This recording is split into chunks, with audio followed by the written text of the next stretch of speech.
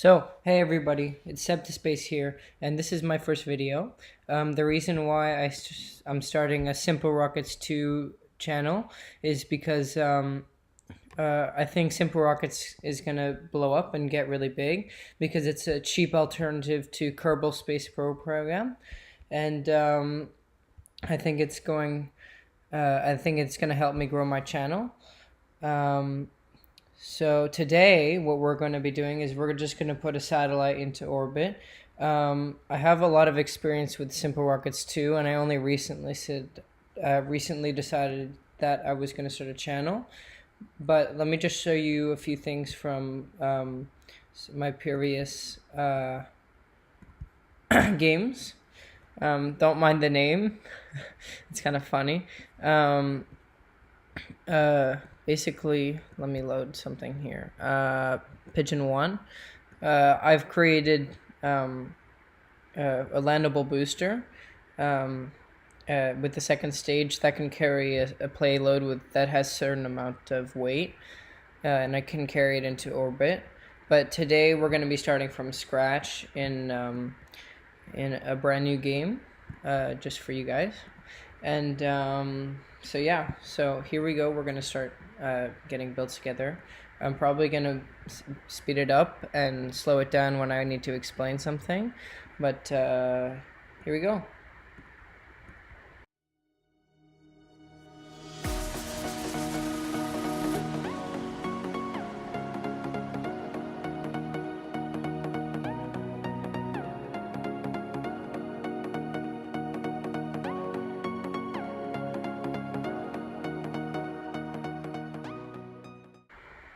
Okay, so here you can analyze the performance, see how much delta V this certain part of this rocket can take you. Delta V is basically how much speed it can push itself in orbit or launching. So here you can see with the payload just being my capsule. It can it can do 5,780 meters per second of delta V, and that's a large amount, but if this is the only payload, then it's not that much. And I'm gonna have 2 stages because I like to use one stage to get me really high, and then the other stage is gonna get me into orbit. So yeah.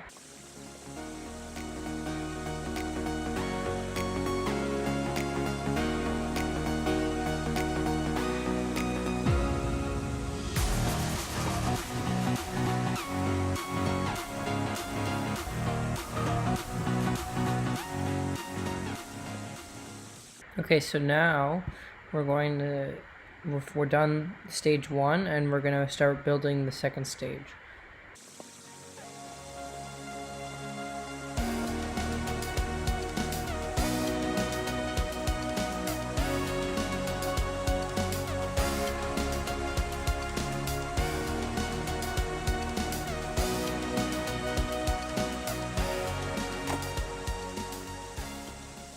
Okay, so now we're going to start building a small satellite. We'll name it when we get it into orbit, but we're going to start with a very small engine so I can move it within the orbit just a tiny bit if we need to, and just to correct some stuff.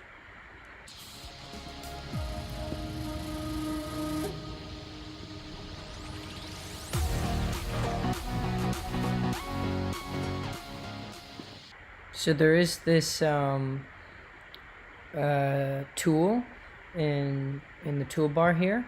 It's called symmetry, and you can use it to either mirror objects on a fuel tank, or you can use it radial, and radial it can go up to 6 times, which puts like equally spaced out objects around the fuel tank. But for this satellite, we're just going to use 2 solar panel arrays in radial times 2.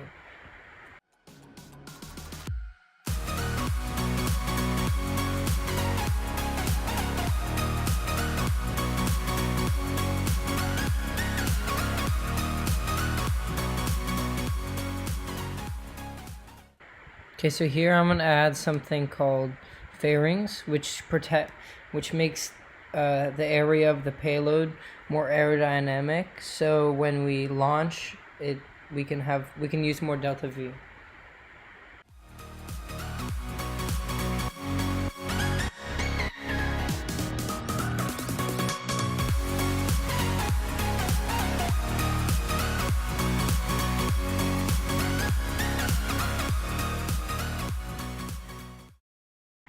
Okay, so there you go. That is probably one of the simplest rockets there are.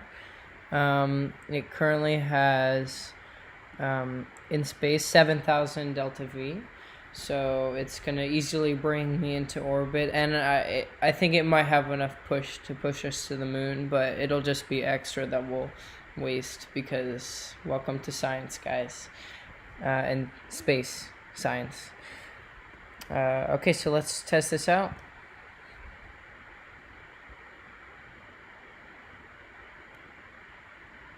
Okay, so luckily for me, it's currently day. I don't need this for this one.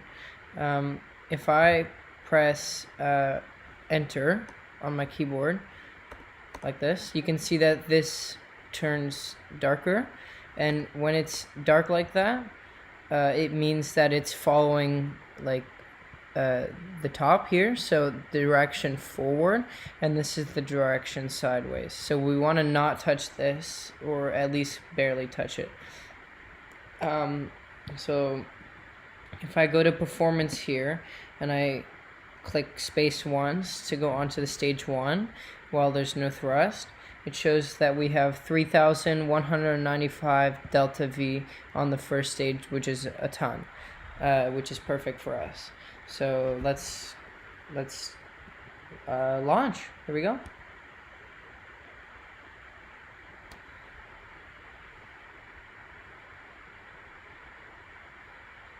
And if you guys decide to purchase this game, one second.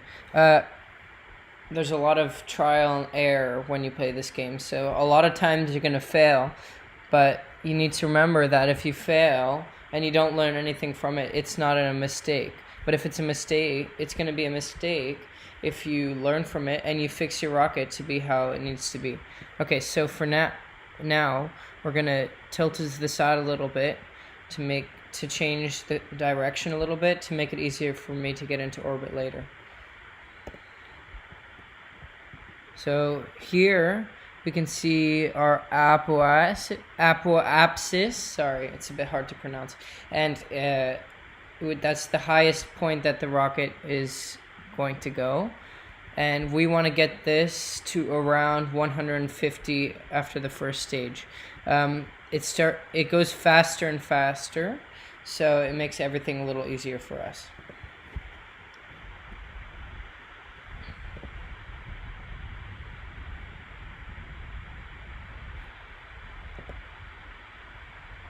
So as you can see, the first stage is a very efficient engine.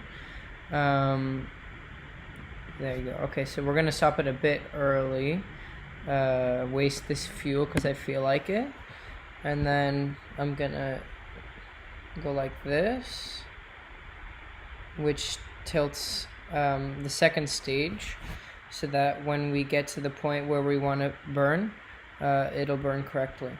So for now, we're just going to want to time warp until we get to the apoapsis here. And we're going to just we're going to remove the fairings here, and then we're going to do a quick short burn just to get away from this debris for now. Okay, there you go. Okay, so now we're just going to fast forward like so. Okay, and then we're here at the apoapsis, and we're going to start burning.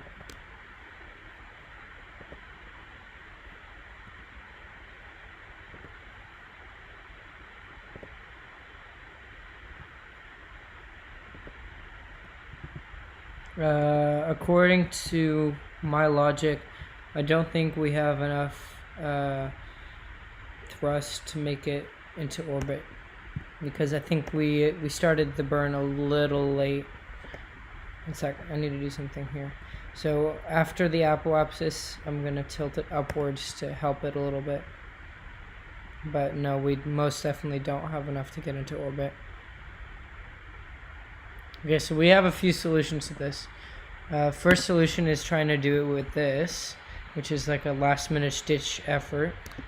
We don't have much in here, but it might work. Doesn't look like it. You might think it's moving, and it is, but just a bit. But also the Earth is turning on its axis, so it's not really accurate. But we can try to use it. It might work.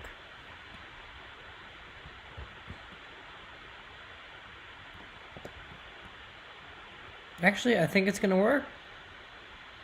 Yep.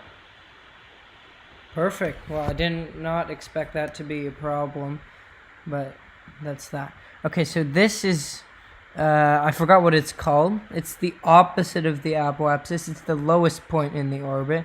And this apoapsis is the highest point in the orbit. What we want to do is make this further away, because 14 kilometers is in the atmosphere, and that's just going to slow us down.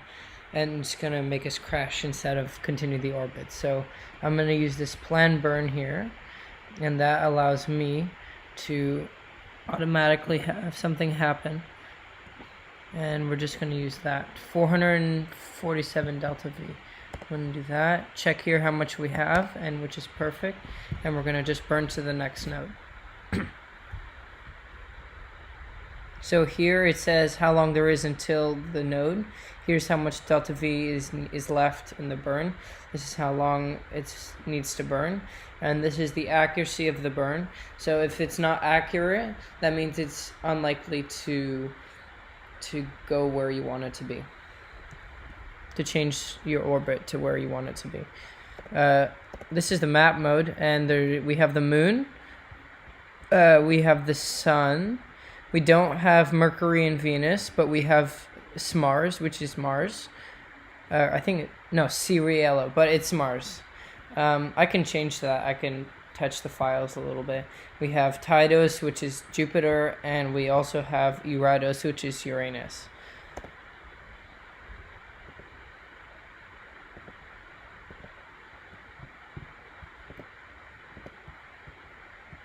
Okay, so we're gonna click this button here. Takes me back to me, and then we're gonna see where is where. So here you can see that it's 280.5 on the apoapsis, 0.5 kilometers on the apoapsis, which is the furthest point away from Earth in our orbit. And what we want to do here is we're gonna want to set up a burn so that we burn here, and we get the exact same thing on the other side. So I'm going to slowly keep an eye on that. And there you go. There you go. It's perfect right there. Okay. Now we're just going to fast forward to that point, and it's going to automatically burn for us.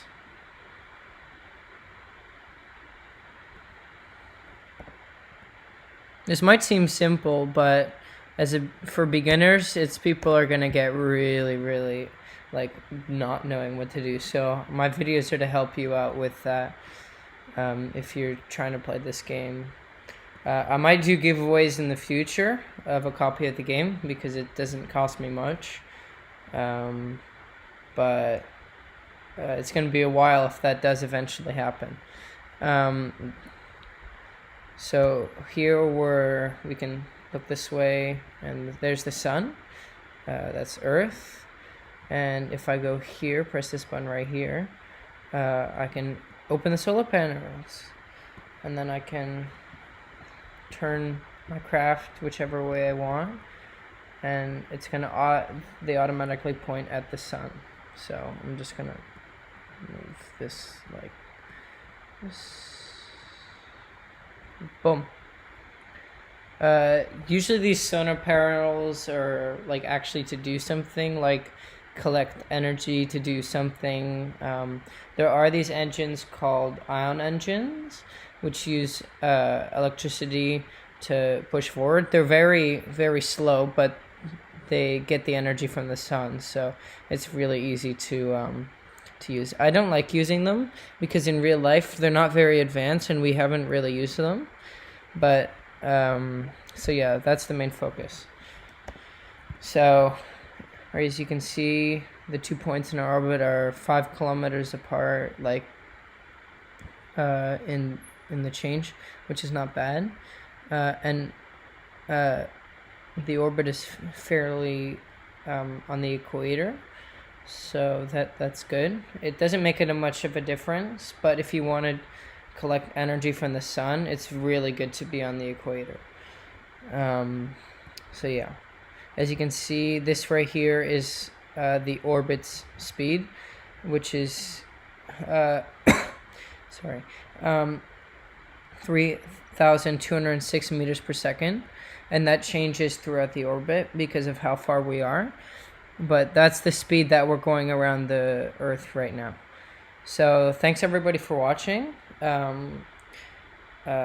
Please like and subscribe and hit the bell notification if you like this video, because the YouTube algorithm is broken, and if you haven't seen Veritasium's video on how it's broken, I'll link that in the description for you guys, because if you really want to, if you like these videos, then you're going to want to hit that so you can see my new videos.